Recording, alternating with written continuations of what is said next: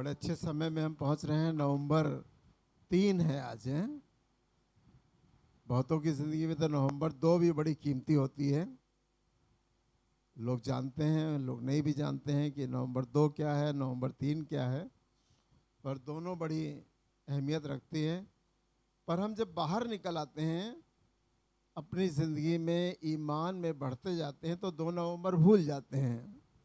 2 नवंबर में क्या करते हैं आपको मालूम है? हाँ, तो हम लोग कब्रों पे जाते हैं। कोई किसी का मर जाता है तो भाई कब्रों पे जाते हैं और सालों साल जाते रहते हैं। ये एक अजीब सी प्रथा है। पर तीसरे दिन तो मरियम गई थी और भी स्त्रियां गई थी, पर उसके बाद 2 नवंबर उनके पास आया जरूर होगा। फिर वो कब्रों में, और आवाज़ ये हो गई कि जिसे तू मुर्दों में ढूंढती है वो जी उठा है। ऐसी हमारी रूहें हैं। अब कब्रों में रूहें नहीं पड़ी हैं, रूहें तो आसमान पे चली गई हैं। हम किसे ढूंढने जाते हैं? हमारा टॉपिक ये नहीं है, पर हम बताना चाहते हैं कि ऐसी विवादों में, ऐसी कहानियों से हम लोग को दूर रहना है, तभी हम परीक्षाओं में नहीं पड़ेंगे। आज हमारा टॉपिक है परीक्षा। आज हमारा टॉपिक है परीक्षा। हम बहुत सी परीक्षाओं में पड़ जाते हैं, बहुत से टेम्पटेशन में पड़ जाते हैं। जो मेरी किताब में लिखा था परीक्षा के बारे में, अंग्रेजी में टेम्पटेशन लिखा था। कितना सही है कितना गलत है मुझे नहीं मालूम। मैं तो परीक्षा को सिर्फ एग्जामिनेशन समझता हूँ। वो बहुत इजी वे है कि हमारा एग्ज़ाम है, हमारी परीक्षा है, हमारा एग्ज़ाम है। और एग्ज़ाम शैतान लेता है, खुदा एग्ज़ाम नहीं लेता। याकूब जब अपनी पत्री में लिखना शुरू करता है तो सबसे पहले अच्छी बात लिखता है, सबको नमस्कार करता है। जैसे हम लोग आते हैं स्टेज पे तो प्रेज द लॉर्ड करते हैं, तो जब अपनी पत्री में लिखता है तो सबसे पहले नमस्कार करता है।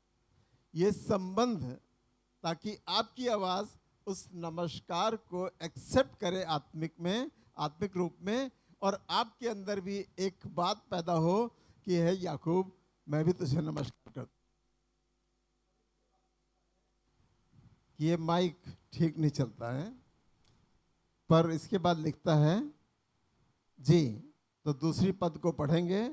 यही आज मेरा टॉपिक है, यही मेरा वचन है, मुझे खुदा ने यही दिया। मैं बहुत कुछ सोचता रहा कि मैं क्या प्रचार करूं, मैं किस बात से आज पहले संडे में आशीष की बात करूं, या कौन सी सिखाने वाली बात हमें सीखनी है, सिखानी है। तो हमें यही बात बताई गई जी। सबसे पहले कहता है, हे मेरे भाइयों। रिलेशनशिप बनाकर, रिश्ता बनाकर, इज्जत देकर आपसे बातें कर रहा है कि मेरी सुन लो भाई। ए मेरे भाइयों, मेरी बात को सुन लो और यकीन कर लो कि तुमको ऐसा करना है। जी जी। जब तुम नाना प्रकार की परीक्षाओं में पढ़ो, जब तरह तरह की परीक्षाओं में पढ़ो। परीक्षा कितनी प्रकार की होती है? अनलिमिटेड प्रकार की होती है। जैसे आप जिस परीक्षा में आप गिर सकते हैं, डर सकते हैं, परेशान हो सकते हैं, हलाकान कर सकता है शैतान आपको, वो वाली परीक्षाएं शैतान जानता है कि कौन सी परीक्षा डालें जो ये फिर डाउन हो जाएंगे। बहुत सी अलग अलग परीक्षाएं होती हैं और शैतान अलग अलग परीक्षाओं को इस्तेमाल करता है। पर यीशु मसीह किसी की परीक्षा खुद नहीं करता, वो परीक्षा से आपको निकालेगा, वो निकालेगा। पर इस परीक्षाओं से, इस टेम्पटेशन से, इस एग्जामिनेशन से हमारी ज़िंदगी में सुधार आता है, हमारी ज़िंदगी कुछ और मजबूत हो जाती है। हमारा ईमान जो राई के दाने के बराबर हम लोग बोलते हैं, शायद कुछ डेवलप हो जाता है, कुछ बढ़ जाता है। और इतना बढ़ जाता है कि हम जो चीज़ें बाइबल में पढ़ते हैं कि अरे यहोवा ने फिरौन की सेना को समुद्र में डुबो दिया और इजराइलियों को उसी जगह से, उसी समुद्र से पैदल पैदल निकाल दिया, तो हमारा ईमान बढ़ गया। और ईमान बढ़ने के बाद क्या कहते हैं हम? मैं तो दुआ में कहता हूँ, आप भी कहते होंगे कि ये बातें जो लिखी हुई हैं ये हमें बता रही हैं, हमारा ईमान बता रहा है, जैसे हमने इन खुली आंखों से ये सब कुछ देखा हो।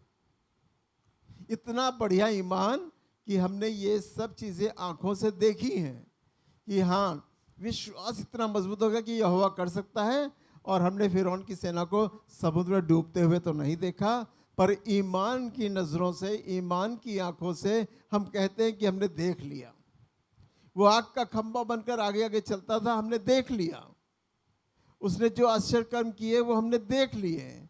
और यहाँ तक यीशु मसीह ने जो आश्चर्य कर्म किए, लाजर को जिला दिया।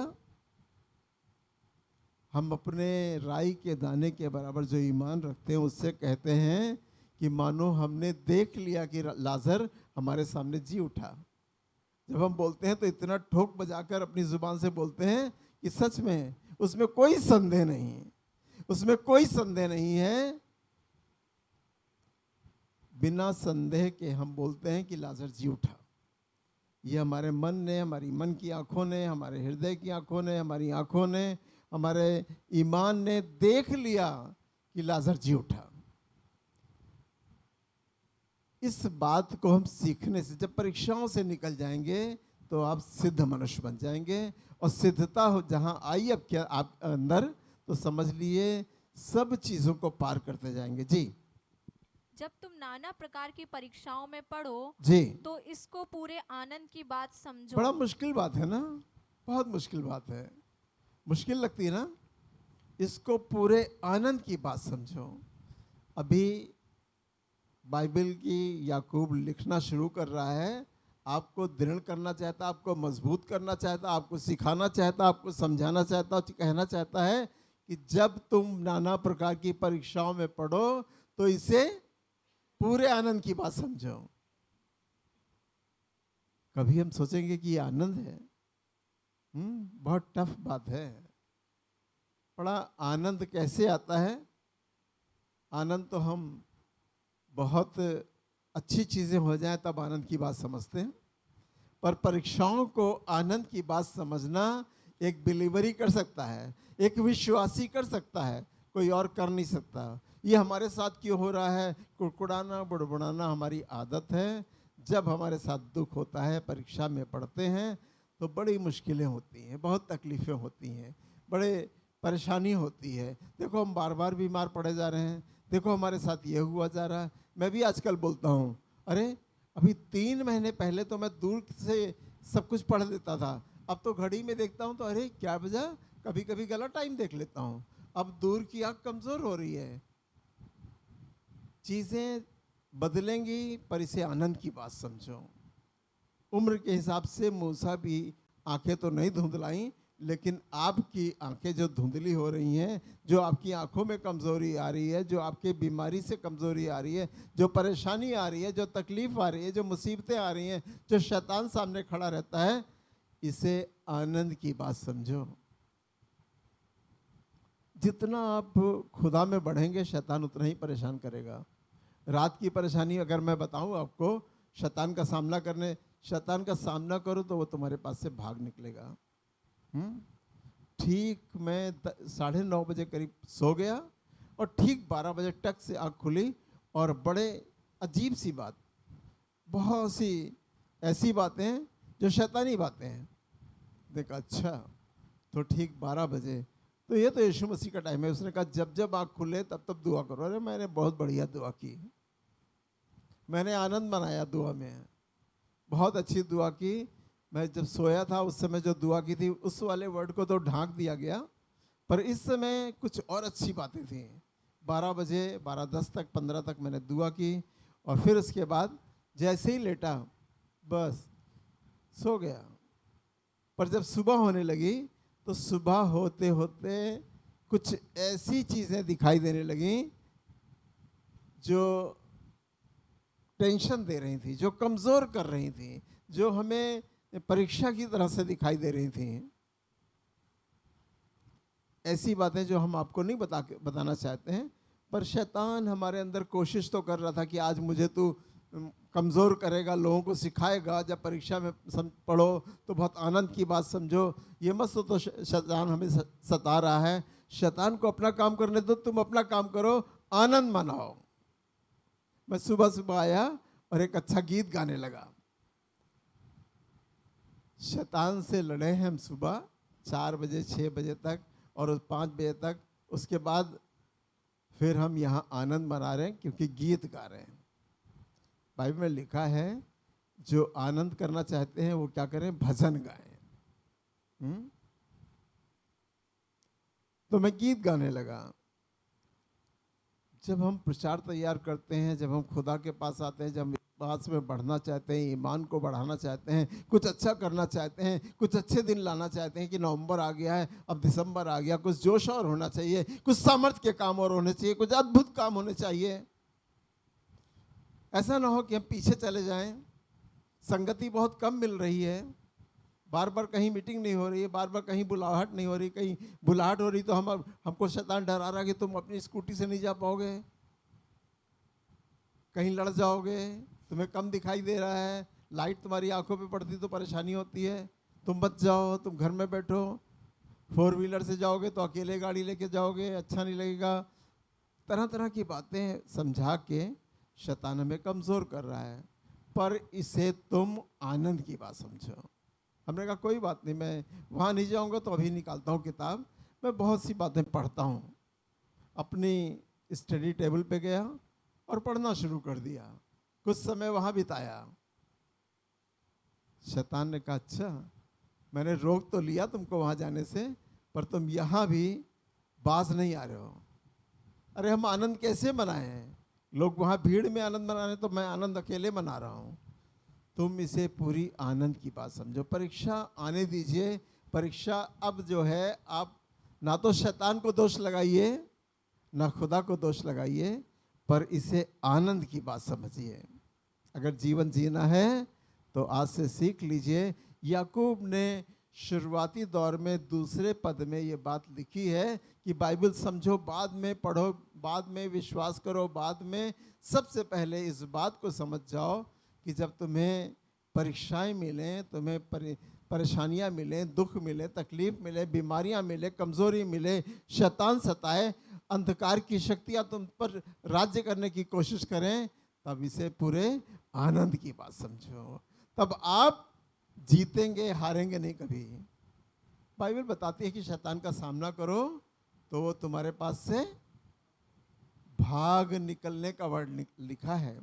ऐसा नहीं लिखा कि वो चला जाएगा, चला नहीं जाएगा, भाग निकलेगा। है भागना और जाना दो बातें फर्क हैं।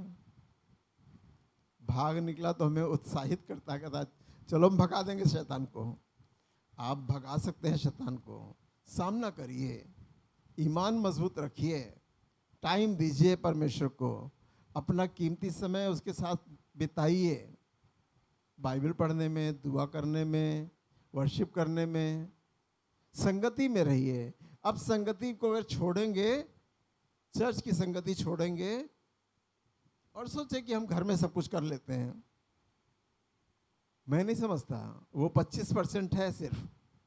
अगर 100% में वो 25% है कि आप घर में दुआ कर लेते हैं, आप वर्शिप कर लेते हैं, आप गीत गा लेते हैं, बंद करके कमरा दुआ कर लेते हैं। मैंने बाइबल की स्टडी की है, मैं जो अपने लिए बता रहा हूँ, आप लागू करें या ना लागू करें, हम इसको 25% मांगते हैं। पर आप संगति में रहते हैं लोगों की, आप वर्शिप करते हैं लोगों के साथ मिलकर, आप दुआएं करते हैं लोगों के साथ मिलकर, तो ये बहुत अच्छी बात है। तब शैतान भागता है, तब टेम्पटेशन में आप नहीं पड़ते, तब परीक्षा के लिए शैतान आता ही नहीं, कहता हम इनके पास नहीं जाएंगे।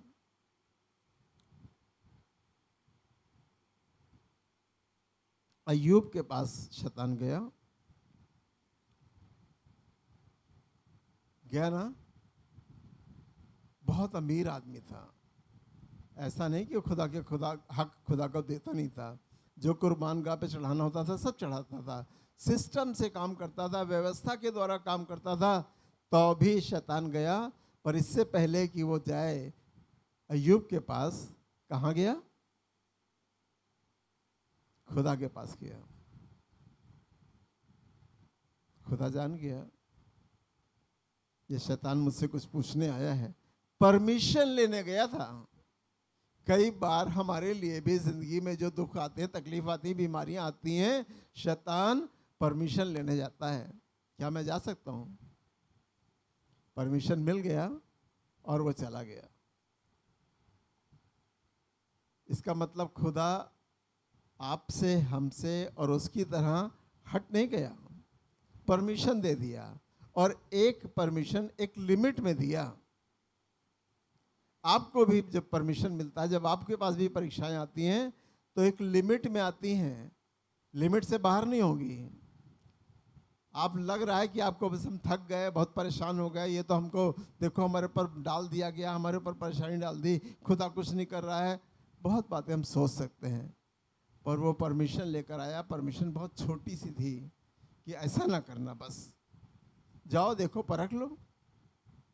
वो परखने आया था, सिद्ध मनुष्य बनाने आया था। जी पढ़ें।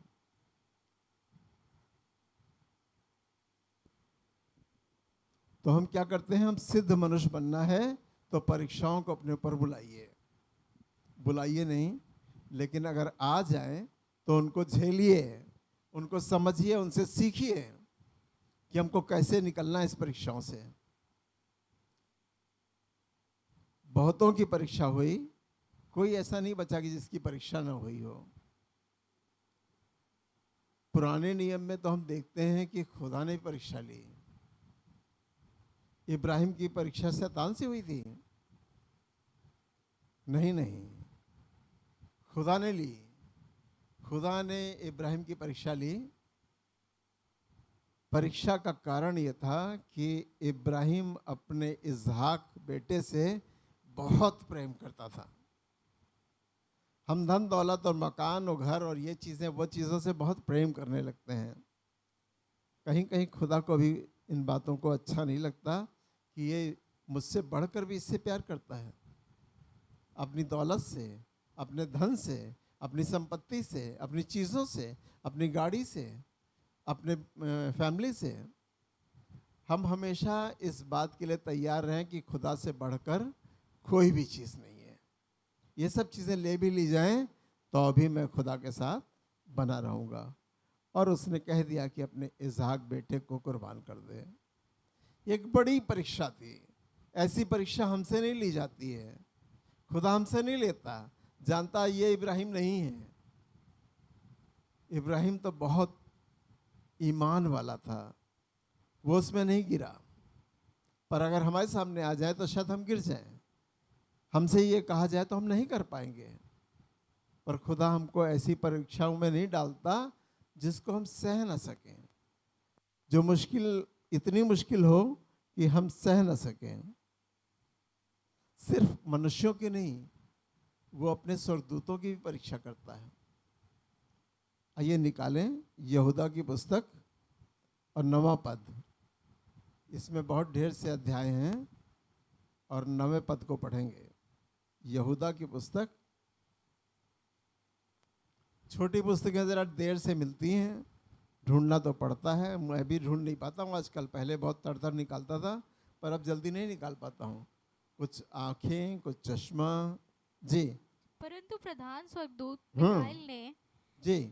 मिकाएल ने जब शैतान से मूसा के शव के विषय में वाद विवाद किया। यहाँ पे वाद विवाद चल रहा है शैतान से और मिकाएल सरदूत से चल रहा है वाद विवाद। और वाद विवाद इस बात पे है कि मूसा मर गया और खुदा ने कहा जाओ मूसा की लोथ ले आओ।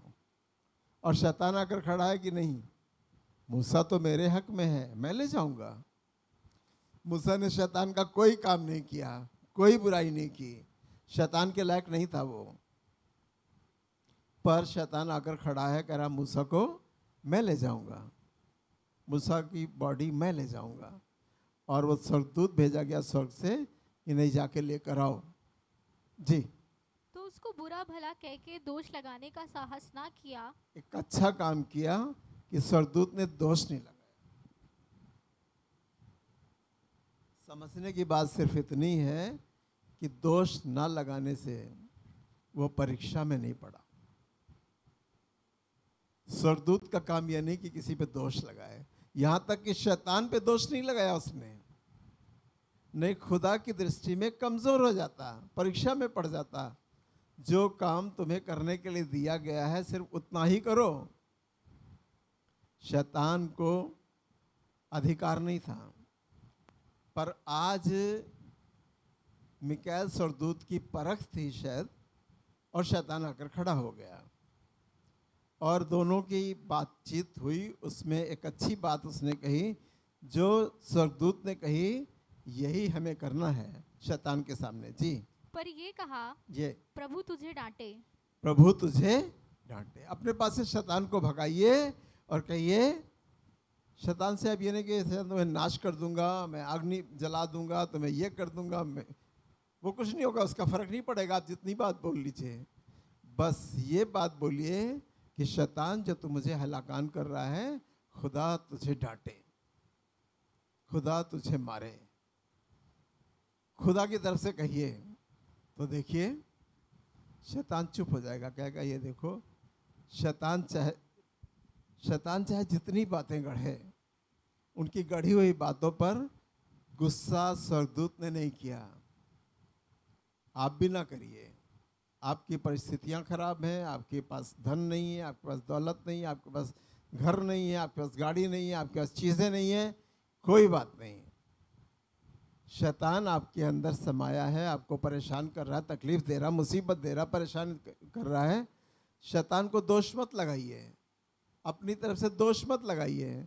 कई बार शैतान खुदा के परमिशन से आता है, कई बार शैतान अपने आप चला आता है, हमारे अंदर के मिजाज को देखने के लिए और खुदा पर रखने के लिए छोड़ देता है कि चलो जाओ, मैं कुछ नहीं बोल रहा हूँ, मैं इनके बीच में कुछ नहीं बोल रहा हूँ। शैतान अपने आप आ गया, आपके सामने खड़ा हो गया, आपको परेशान कर रहा है, आपको हलाकान कर रहा है, पर आप कहिए कि खुदा तुझे डांटे, मेरे पास से दूर हो जा, खुदा तुझे डांटे। कई बार हम जोश में आकर दुआएं तो करते हैं, मैं तुझे जला दूंगा शैतान, मैं ये कर दूंगा, मैं वो कर दूंगा। कभी शैतान का कुछ नहीं हो रहा है। अगर हो रहा होता तो खुदा कभी से इस शैतान को रोक देता, उसने दुनिया में रखा है उसे। अब एक और एग्जाम्पल आपको बताता हूं कि व्यवस्था कहती है कि कोई अगर पाप करे तो साल में एक बार अपने लिए 2 बकरों को कुर्बान करने के लिए वेदी पर लाए, 2 बकरों को कुर्बान करे उस पापों की क्षमा के लिए। अब जब जिसने पाप किया है, जरूर है कि शैतान इसमें समाया होगा, तभी इसने पाप किया है, और इतना बड़ा पाप किया है कि खुदा ने 2 बकरों की कुर्बानी ठहरा दी पुराने नियम के अनुसार। और एक बकरा किसके लिए? खुदा के लिए, यहोवा के लिए चढ़ाया जाए वेदी पे, और एक बकरा अजाजेल के लिए ठहराया जाए, जिसका शैतान का नाम है अजाजेल, और वो जंगल में जाकर छोड़ आना। अरे बड़ी अजीब सी बात लगती है, जब हम पढ़ते थे तो हम कहते थे ये यीशु मसीह, आज का ज़माना बहुत अच्छा है, यहोवा के ज़माने में तो बड़ी परेशानी है, 2 बकरे, अरे आज लेने जाइए तो 15,000 का बकरा मिलेगा आपको। आज जो देखो बकरी पालन कर रहा है, बड़े बड़े जो मतलब जिनको IAS बन जाना चाहिए, अच्छी पढ़ाई करने वाले, आप यूट्यूब पे देखिए तो बकरी पालन करें, क्योंकि महंगा बिक रहा है बकरा बहुत।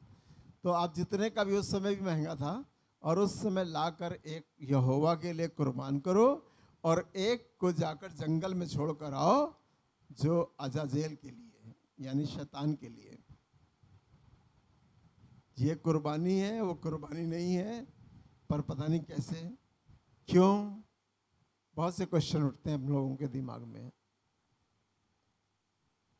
पर संतुष्टि तुम्हारे पास तभी आएगी जब 2 बकरे लेकर आओगे, पूरी व्यवस्था का पालन करोगे। पर आज हम यीशु मसीह के द्वारा व्यवस्था से बच गए। यीशु मसीह ने कहा, मैं व्यवस्था को लोप करने नहीं आया हूं, पर पूरा करने आया हूं, और उसने अपने आप को कुर्बान करके व्यवस्था को पूरा कर दिया। अब हमारे पास इतनी बड़ी बड़ी परीक्षाएं नहीं आती, इतनी बड़ी बड़ी प्रॉब्लम नहीं आती। अब हमको शैतान को खुश करने के लिए बकरा नहीं चढ़ाना पड़ता, अब हमको शैतान को खुश करने के लिए कुछ देना नहीं पड़ता, लोबान नहीं जलाना पड़ता। पहले के ज़माने के हिसाब से तो बहुत कुछ करना पड़ता, खुदा के लिए भी और शैतान के लिए भी। एक कुर्बानी इधर और एक कुर्बानी उधर, पैसा खर्चा हो रहा। अब हमें पैसा नहीं खर्चा करना पड़ता है। आइए लूका में चलें, 8 अध्याय और 13वां पद। लूका 8 अध्याय। चट्टान पर के वे हैं जी कि जब सुनते हैं जी, तो आनंद से वचन को आज आप ग्रहण तो सुन करते रहे हैं कि परीक्षा से कैसे बचा जा सकता है। जब परीक्षा हो, परीक्षा का होना जरूरी है। आपका उत्तीर्ण होना, आपका परीक्षा होना, आपके जीवन को अच्छा बनाना, आपको सिद्ध बनाना खुदा आपसे करेगा कि आप सिद्ध बन जाओ। आप ऐसे पुराने से मनुष्य ना बने रहो। सिद्ध होना बड़ा मुश्किल है और परीक्षाओं के बाद ही सिद्धता आएगी, और सिद्धता का पाने के लिए हमें यह करना है। जी तो आनंद से वचन को ग्रहण तो करते हैं। जी, अब आनंद से हम वचन को ग्रहण करते हैं। आज परीक्षा की बातें हमने सुनी, बड़ी खुशी के साथ हमने ग्रहण किया कि भैया हम परीक्षा में पढ़ेंगे तो हम पूरे आनंद की बात समझेंगे। अब हम परीक्षा में पढ़ेंगे पूरे। पहले बहुत कुड़कुड़ाते थे, बुड़बुड़ाते थे, देखो हम चर्च भी जाते हैं, टाइप भी देते हैं, ऑफरिंग भी डालते हैं, ये भी करते हैं, कई बार जाते हैं, फास्टिंग भी रख लेते हैं, फिर भी हम शैतान की गिरफ्त में रहते हैं, हम परीक्षाओं में पड़े रहते हैं, हम बीमारियों में अटके रहते हैं। पर आप वचन को स्थिर रहने दो और इसे आनंद की बात समझो। जी, परंतु जड़ ना पकड़ने से वे थोड़ी देर तक विश्वास रखते हैं। अगर जड़ आपने नहीं पकड़ी, वचन की जड़ आपके अंदर नहीं है, वचन को जड़ पकड़ने का मौका दीजिए, तभी आप आनंदित होंगे। अगर जड़ नहीं पकड़ेंगे तो परीक्षा में पढ़ते रहेंगे। जी, और परीक्षा के समय बहक जाते हैं। और परीक्षा के समय कई लोग तो लौट जाते हैं, जाके हमने देख लिया यीशु मसीह में क्या मिला, क्या मिला, अरे जो कुछ मिला वो भी चला गया, बड़े नुकसान हो गए। 5 बार हम एक्सीडेंट में चले गए। जो जड़ पकड़ चुके हैं वो 5 बार एक्सीडेंट होने के बाद भी खुदा में बने रहते हैं। पर जो जड़ नहीं पकड़ते वो कहेंगे हम गए थे भैया, 3 साल गए, 5 साल गए, 6 साल गए, 10 साल गए, और क्या किया? जो चीज़ें हम सोच रहे थे कि हम बहुत धनाष्ट हो जाएंगे, बहुत अमीर आदमी हो जाएंगे, हमने सुना था यीशु मसीह के पास गैप का खजाना है, वो हमें दे देगा, हमें तो मिला नहीं, तो लौट जाना ही बेहतर है। बहुत से पड़ोसी भी हमसे पूछते हैं कि आजकल आपके चर्च में भीड़ बहुत कम होती है। तो 2-4 लोग खड़े थे, उसमें उन्होंने क्वेश्चन डाल दिया, खुदा ने हमारी ज़ुबान बंद कर दी, हमने इसका कोई जवाब नहीं दिया। वो घूमते गए, ये घूमते गए, और उसके बाद को कट के इधर हट गई। अब हम क्या बताएं इनसे कि अब जो बहुत से लोग आते थे अब क्यों नहीं आते हैं? उन्हें मालूम हो गई, उनके सच्चाई मालूम हो गई कि यीशु मसीह कुछ नहीं देता है। ना तो कोई पैसा देकर हमको इनकरेज कर रहा है, ना हमारे पास टूटी गाड़ी है तो हमको दूसरी गाड़ी दिलाई दे रहा है। लोभ की बातें सोचकर आए थे तो लोभ की बातें नहीं मिली, चले गए। और जो यीशु मसीह के पास आए थे, जिन्होंने आश्चर्य कर्म देखे थे, जिन्होंने सामर्थ्य के काम देखे थे, जिन्होंने यीशु मसीह को ग्रहण करना था, वो वापस नहीं जाते। और बहुत से लोग आते हैं, फिर आते आते थक जाते हैं, तो भी ना तो उनका रजिस्टर में नाम होता है, ना चर्च में नाम होता है, ना जीवन की पुस्तक में नाम होता है। जीवन की पुस्तक में नाम यहाँ के कार्यक्रम को देखने के बाद, आपकी हालात को देखने के बाद, आपके ईमान को देखने के बाद, आपके कामों को देखने के बाद, आपकी संगति को देखने के बाद, आपके बदल जाने के बाद, खुदा जब देख लेगा पूरी तरह से, तब आपका यहाँ भी नाम लिखा होगा हमारे चर्च रजिस्टर में, और आसमान की जो जीवन की पुस्तक रखी है उसमें भी आपका नाम लिखा होगा। जो यहाँ लिख गया वो ज़रूर है कि वहाँ लिख जाएगा, क्योंकि हम आपको से टाइट लेते हैं, हम आपसे ऑफरिंग लेते हैं, हम आपको वो बातें सिखाते हैं जो ईश्वरी बातें हैं, जो आपको धार्मिकता की बातें सिखाते हैं, तो ज़रूर है कि आपका नाम यहाँ और वहाँ जीवन की पुस्तक में, जो मूसा के साथ चले उनका नाम जीवन की पुस्तक में लिखा था कि नहीं लिखा था? जो बार बार संदेह करते थे, बार बार कुड़कुड़ाते थे, बार बार बुड़बुड़ाते थे, उनका नाम जीवन की पुस्तक में लिखा था कि नहीं लिखा था? उनका नाम लिखा हो या ना लिखा हो, पर मूसा का नाम जीवन की पुस्तक में लिखा था। कितने लोग इस बात को एक्सेप्ट करते हैं कि मूसा का नाम लिखा था? मूसा का नाम लिखा था जीवन की पुस्तक में। तब एक दिन अपने लोगों के लिए खड़ा हुआ और कहने लगा कि ये नाश हुए जाते हैं, ये मारे जाते हैं, इनको सांप काट रहे हैं, ये मृत्यु के लोक में जा रहे हैं। अगर इनको तू इनकी जान को ना बख्शे, इनका फेवर ना करे, तो मेरा नाम भी जीवन की पुस्तक से काट दे। खुदा के लिए बड़ी मुश्किल बात हो गई कि जीवन की पुस्तक से इसका मूसा का नाम कैसे काट दूं। खुदा डाउन हो गया, मूसा अप हो गया। मूसा की बात रख ली गई और खुदा ने अपने आप को नीचे ला दिया। कहा ठीक है, अब ये सांपों के काटने से नहीं मरेंगे, अब ये मृत्यु के लोक में नहीं जाएंगे, मैं इन्हें जीवन दूंगा। पर इनसे कहो कि ठीक से चलें, वचन को सीखें, विश्वास करें, कुड़कुड़ाना बुड़बुड़ाना छोड़ दें। और उस दिन के बाद, जिस दिन मूसा नाके में खड़ा हुआ, उस दिन के बाद कोई मृत्यु नहीं हुई, सांप के काटने से मृत्यु नहीं हुई। खुदा सामर्थी है, सब कुछ कर सकता है। आपका ईमान बना रहे, इसलिए वो तमाम कोशिश करता है। और मूसा ने अपनी कौम को बचाया।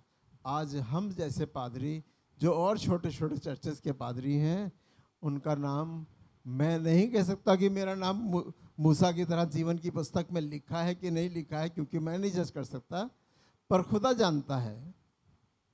पर मैं आपके लिए दुआ करता हूँ कि इनमें से कोई बीमार ना हो, इनमें से कोई शैतान का सामना ना करे, इनमें से कोई परीक्षा में ना आए। इसीलिए तो यीशु मसीह ने जो दुआएं सिखाई, उसमें साफ साफ बताया, ऐ हमारे बाप की दुआ में क्या बताया? हमें परीक्षा में, ये रिक्वेस्ट हर दिन किया करिए भाई। पहली दुआ में तो कर ही लिया करिए, सुबह सुबह मुझे परीक्षा में ना ला, बल्कि बुराई से, परीक्षा से बुराई पैदा होती है। परीक्षा जब आती है तो बुरे कामों से आती है या बुराई पैदा होती है, और वो टेम्पटेशन, जैसे इसमें लिखा है टेम्पटेशन, वो टेम्पटेशन के कारण ही हम झुक जाते हैं, गिर जाते हैं, डाउन हो जाते हैं और परीक्षा में पड़ जाते हैं और शैतान की गिरफ्त में आ जाते हैं। तो हमको सिखाया गया, और ये दुआ हमको सिखाई गया है हमारे बाप की, कि हमें परीक्षा में ना ला, हम बचे रहें परीक्षा से। खुदा भी चाहता है कि तुम परीक्षा से बचे रहो। खुदा नहीं चाहता कि तुम बार बार परीक्षा में जाओ। अगर जा भी रहे हो तो इसे पूरे आनंद की बात समझो, तभी तो तुम सिद्ध मनुष्य बन जाओगे। आइए कुरिन्थियों में चले।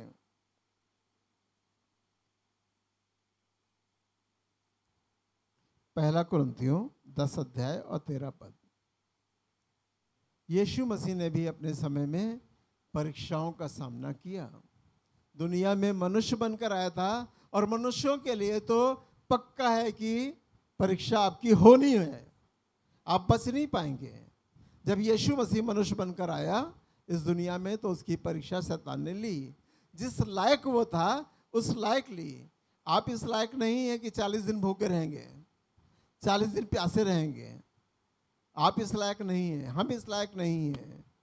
पर यीशु मसीह इस लायक था कि 40 दिन भूखा और प्यासा रहकर परीक्षा में उत्तीर्ण हो सकता था, टेम्पटेशन से बच सकता था। और सब वैभव, सब चीज़ें, जितनी परीक्षा में 3 बातें हुई आपके सामने भी आती हैं, पर हम गिर जाते हैं परीक्षा में। पर इसे आनंद की बात समझिए और खुदा आपको निकाल लेगा।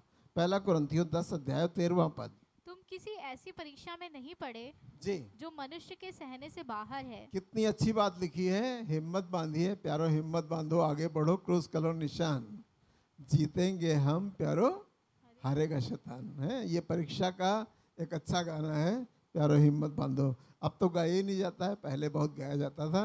जब हम छोटे थे तो हर जगह जाओ, जहाँ जाओ बस यही गाना होता था, प्यारो हिम्मत बांधो, आगे बढ़ो, क्रूज करो निशान, जीतेंगे हम प्यारो, हारेगा शैतान। कितनी हिम्मत बढ़ा देता कि शैतान हारना ही हारना है।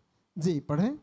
तुम किसी ऐसी परीक्षा में नहीं पड़े तुम किसी ऐसी परीक्षा में नहीं पड़े जो मनुष्य के सहने से बाहर है। जो मनुष्यों के सहने से बाहर है। अगर 40 दिन आपको भूखा रखा जाए तो आपकी पल्स रेट, अभी मेरी पल्स रेट कल परसों में 60 थी, तो हम चल रहे थे, हम कह रहे थे कि ये क्या हो रहा है, तो डगमगा रहे थे थोड़ा, तो हमने जल्दी से बीपी इंस्ट्रूमेंट निकाला और सब चेक करना शुरू किया।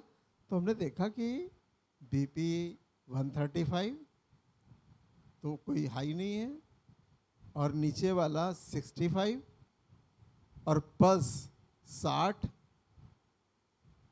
हमने कहा क्या हुआ ये, क्या खाएं, क्या बदलें, क्या करें। और इतना नशा, इतनी नींद, मैं बता रहा हूँ कि 12-1 बजे से 4 बजे तक मैं बिना खाना पीना खाए सिर्फ सोता रहा। फिर देखा पल्स रेट कुछ ऊपर आई, 5 ऊपर आई, पल्स बिल्कुल नीचे आ गई। हम तैयारी कर रहे हैं परीक्षा की, शैतान की बातों को बताना चाह रहे हैं। शैतान मुझे कह रहा कि मैं तुझे कमज़ोर कर दूंगा। मैं सोच रहा हूँ कैसे बोलूँगा। कल सबसे पहले उठा, आज सुबह बीपी इंस्ट्रूमेंट लाया, हमने कहा सब चेक कर लूँ क्या ठीक ठाक है, सब ठीक था, कुछ भी गड़बड़ नहीं था, सब कंट्रोल था। बीपी नहीं बढ़ता है, ये बहुत अच्छी बात है। सब कंट्रोल था और सब बॉर्डर लाइन से भी अंदर था, बिल्कुल एक्यूरेट सब चीज़ें निकली, कुछ भी कम नहीं निकला। पर हम ऐसी परीक्षा में नहीं पढ़ते जिसके तुम योग्य नहीं, या परमेश्वर तुम्हें बचा नहीं सकता, ऐसी परीक्षा में डालेगा ही नहीं। पर परीक्षाओं का आना तो ज़रूरी है, ऐसा मत समझिए, आती है तो अच्छा समझिए इसको। तभी यीशु मसीह ने अपना काम शुरू किया, जब परीक्षा देकर आ गया तब काम शुरू किया। जब तक हम सांसारिक एजुकेशन प्राप्त करते हैं तो परीक्षाओं का होना बहुत ज़रूरी है। जितने अच्छे नंबर लाते हैं उतनी अच्छी जॉब मिलती है हमको, उतनी अच्छी हमारी क्लास हो जाती है, उतना अच्छा हमारे लिए जीवन हो जाता है। जी, परमेश्वर सच्चा है। सबसे अच्छी बात लिखी है, परमेश्वर सच्चा है। जिसकी आप उपासना करते हैं वो सच्चा है। अब परीक्षाओं से ना डरिए, परीक्षाओं में जाना है तो जाइए। अगर आपके ऊपर परीक्षा आया है तो कोई इसे क्रोध की बात ना समझिएगा, कमज़ोर ना होइएगा कभी इससे, आने दीजिए परीक्षा। एक्सीडेंट हो गया कोई बात नहीं, खुदा ने बचा लिया, कुछ भी तो नहीं हुआ। मैंने पिछली बार बताया आपको कि मैं कार से 40 की स्पीड में आ रहा था, लड़का बीच में आ गया और बहुत तेज़ साइकिल से पतली वाली रोड से अंदर से निकला और डिवाइडर में कट था, उसके उस पार जाना चाह रहा था। और मैंने कंट्रोल करके, मैं समझ भी नहीं पाया कि ये ब्रेक किसने लगाई, मैंने लगाई, पर पूरे इतना पेडल दबाया कि पूरा खट से आवाज़ आई और सीट पे रखा हुआ सामान सब नीचे गिर गया और वो लड़कों को जरा सा टच हुआ और गिरा, कुछ भी नहीं हुआ। मैं रात भर डरा सा रहा।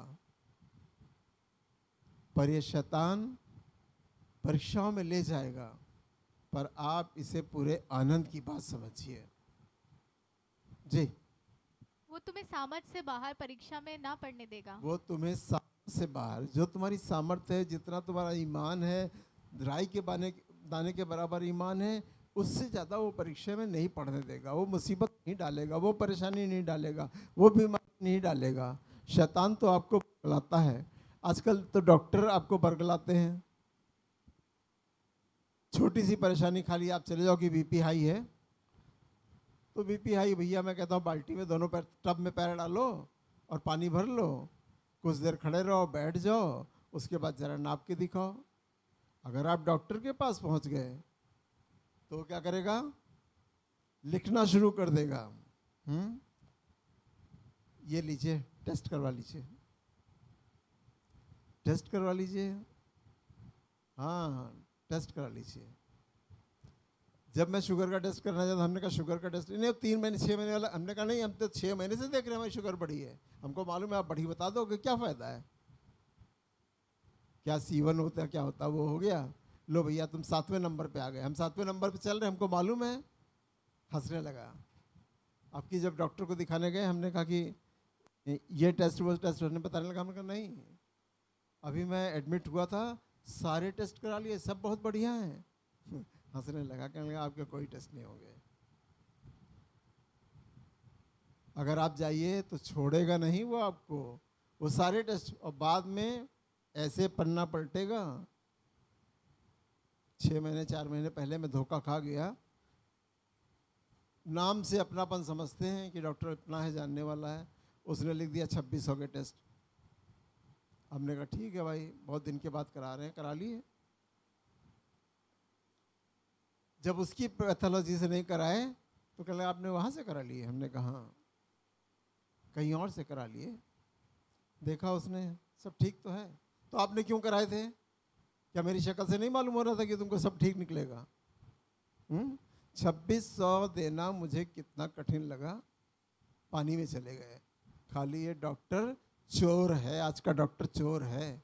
हमारे हलीम डॉक्टर, एक हलीम थे, डॉक्टर हलीम, और वो जब मंच पे आते थे, राजनीतिक आदमी थे, अच्छे पोस्ट पे थे और अध्यक्ष और क्या क्या थे, जब आते थे सबसे पहले दया निधान पार्क में जब खड़े होते थे तो कहते थे कि आज का डॉक्टर चोर है। डॉक्टर के पास ना जाइएगा, 100 बार सोचिएगा कि हम कैसे अपना इलाज कर लें। 1 रुपए में भी एक जगह इलाज होता है, सब दवाइयाँ आपको मिल जाएंगी। मैं आपको रास्ता बताऊंगा, 1 रुपए जाइए, पर्चा बनवाइए और ठीक हो जाएंगे। मैं जाता हूँ, ये कोई खैराती अस्पताल, कोई ईमानदार लोग जो खुदा से डरते हैं वही चला सकते हैं, सबके बस की बात नहीं है। बाकी तो सब डॉक्टर बैठे हैं क्या करने के लिए? लूटने के लिए बैठे हैं। पर परीक्षाएं आए तो आप जान लीजिए, पूरे क्या कहे, पूरे आनंद की बात समझिए। आज का सबक यही है कि जब आपके पास परीक्षाएं आए, दुख आए, तकलीफ आए, मुसीबत आए, परेशानियां आए, तो इससे पूरे आनंद की बात समझिए। और आनंद से क्या होता है? धीरज उत्पन्न होता है, सिद्धता उत्पन्न होती है, विश्वास उत्पन्न होता है। तभी खुदा का ये अव्वल निकला, मैंने इसको पास कर दिया, ये बहुत अच्छा। अय्यूब को क्या क्या किया? जब सब परीक्षा हो चुकी तो क्या हुआ? क्या हुआ था? सबकी जुबानें बंद हैं। सब डबल पोर्शन मिला। डबल पोर्शन चाहते हैं आप? दूना चाहते हैं? सब दूना चाहते हैं, पर परीक्षाओं में स्थिर रहने के बाद आप कठिन से कठिन परीक्षाओं में स्थिर रहेंगे, आपको खुदा डबल देगा, डबल देगा। वो तो ऊपर से आशीषें भेज देता है। तरह तरह के सरकारी जॉब में आपको परीक्षाएं पड़ती हैं, आपको तरह तरह की परीक्षाएं पड़ती हैं, वहाँ भी खुदा बैठा है, आपको डबल पोर्शन दे सकता है। विश्वास कीजिए, ऐसा परमेश्वर जिसकी हम इबादत करते हैं कहीं से कमज़ोर नहीं दिखाई देता है। हम कमज़ोर दिखाई देते हैं, हम सोचते रह जाते हैं क्या ये हो सकता है। संदीप ने जो टॉपिक शुरू किया था पिछली बार, क्या व्हाट से शुरू करता है? जो सेंटेंस व्हाट से शुरू होते हैं, क्या से शुरू होते हैं, वो हमारे ईमान को चेक करने के लिए होते हैं, वो हमारे ईमान को परखने के लिए होते हैं। नबी से उसने क्या कहा? क्या ये हड्डियां जी सकती हैं? हमसे पूछा तो हम भी कहेंगे अरे 50 साल तो हो गया ये युद्ध को और हड्डियां तराई में पड़ी हैं, कंकाल पड़े हैं, क्या ये जी सकते हैं? शायद उसने सीधा जवाब नहीं दिया। क्या जवाब दिया था? मैं कंफ्यूज हूं। डर गया वो, उसने कहा कि मैं इधर कहूं या उधर कहूं। नबी ने बहुत अच्छी बात कही, तो ही जानता है। उसने ये नहीं कहा कि नहीं जी सकती हैं, या ये नहीं कहा कि जी सकती हैं। वो संदेह में था। संदेह अपना निकालिए। और कॉमन जवाब दे दिया, कॉमन जवाब आप भी दीजिए, उसने कॉमन जवाब दे दिया, तू ही जानता है। क्या तू परीक्षा से निकल सकता है? हाँ परमेश्वर तू ही जानता है। कह सकते हैं कि हाँ परमेश्वर तू ही जानता, मैं ये परीक्षा तो बड़ी है पर निकल सकता है। कोई ऐसा नहीं है जो परीक्षा में जाए और परीक्षा से निकल के ना आए। क्या आपने ईमान रखा? क्या मेरी बात का विश्वास किया? आइए दुआ करें और विश्वास कीजिए, कैसी भी परीक्षा हो खुदा आपको निकालने की सामर्थ्य रखता है। आपकी दुआओं में लगे रहिए, अपनी वर्शिप में बढ़ाइए, अपने आप को संगति में बढ़ाइए। संगति से बहुत कुछ हो जाता है, संगति से बहुत कुछ हो जाता है। मैं तो संगति ढूंढता हूँ पर मुझे मिलती नहीं। मैं चाहता हूँ कि चार्ची की संगति में दुआ ही करना सीख जाऊँ, उन्हीं के साथ बैठ के दुआ करता रहूँ। विश्वास में बढ़िए और संगति में रहिए तो आप परीक्षाओं को पास कर लेंगे।